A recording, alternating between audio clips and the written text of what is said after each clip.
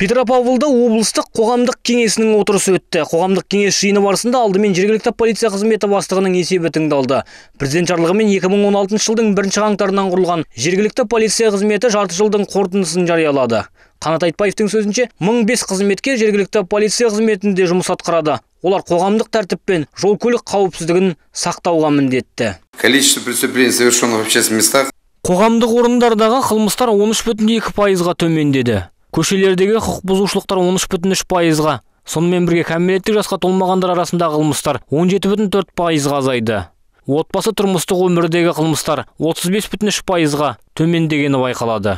Ал қылмыстардың көбі облыс орталығында жасалады екен. Қоғамдық орындар мен көшелердегі қылмыстар саны 852-ні құраса, олардың 788-і Петропавл қаласында болған. Дегенмен аудандарда да қылмыстардың саны азаяр емес. Мәселен, бірқатар ірі қылмыстар орын алған Есіл аудандық жергілікті полиция қызметі бастығының жұмысы сынға ілікті.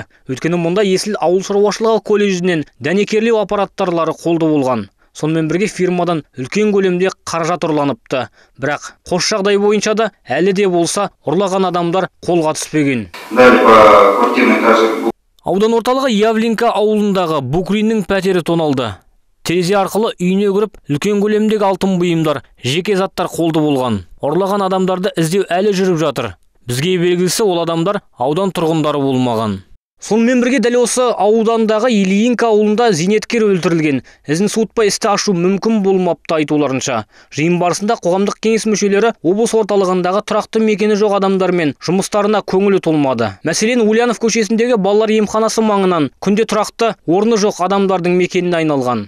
Оған қоса, кеңес мүшелері кейбір қызметкерлердің құқықтық біліміне көңілі толмайтындарын айтып, осы бағыттағы жұмыстарды жақсартуға кеңес берді.